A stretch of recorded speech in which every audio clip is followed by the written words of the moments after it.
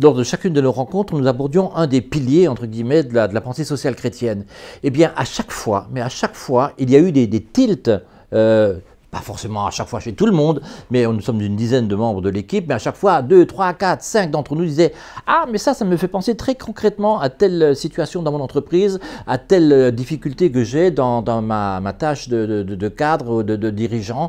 Et du coup, je comprends mieux maintenant comment je peux faire. » Alors, c'est utile, non seulement en termes de management, en termes de discernement, de gestion des ressources humaines, etc., mais c'est utile aussi pour donner du sens à la mission que j'ai de cadre, qui est souvent écrasante, qui est souvent lourde, exaltante aussi, bien sûr, hein, il ne faut pas non plus cacher cela. Les cadres n'ont pas toujours les éléments pour avoir une vision globale de leur mission.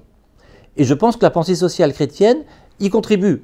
Pas à elle seule, mais très notablement. La grande découverte que j'ai pu observer chez mes amis de l'équipe EDC de Bucarest au long de cette première année, ça a été de se dire que la pensée sociale chrétienne est pertinente, elle est adaptée, elle est juste, elle a plus d'un siècle d'existence, mais elle est d'une actualité extraordinaire. Et les gens le voient concrètement, puisque la méthode que nous avons utilisée était, à partir d'une présentation de chaque thème de la pensée sociale chrétienne par un des membres de l'Église qui l'avait préparé, de voir ensuite qu'est-ce que ça devenait chacun à tour de rôle dans son entreprise, dans sa situation, dans son expérience, et de vérifier que ça marche, que ça parle, que c'est utile, non seulement pour se dépêtrer de certaines situations compliquées, mais pour donner du sens, donner une cohérence.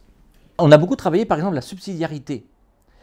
Et c'était une certaine conversion chez un certain nombre de mes amis à Bucarest, mais je pense que c'est largement généralisable au-delà, qu'en termes de subsidiarité, de se dire, c'est pas juste une saine gestion, j'allais dire, pragmatique des bonnes relations dans l'entreprise, de laisser aussi un peu de responsabilité en dessous. Moi, je suis un patron ouvert, je suis un patron dynamique, je suis un patron moderne, enfin, appelez ça comme vous voudrez, puisque je laisse du pouvoir, de la responsabilité, je délègue.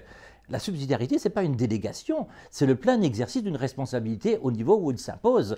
Et ça veut dire que tout n'a pas à venir d'en haut. Et ce n'est pas parce qu'on est magnanime qu'on veut déléguer quelque chose. La véritable conversion, c'est de se dire, mon travail de dirigeant, mon travail de cadre, ce n'est pas d'accorder un peu de responsabilité aux échelons inférieurs aux miens, c'est de reconnaître celle qui leur revient d'emblée et de travailler avec ça.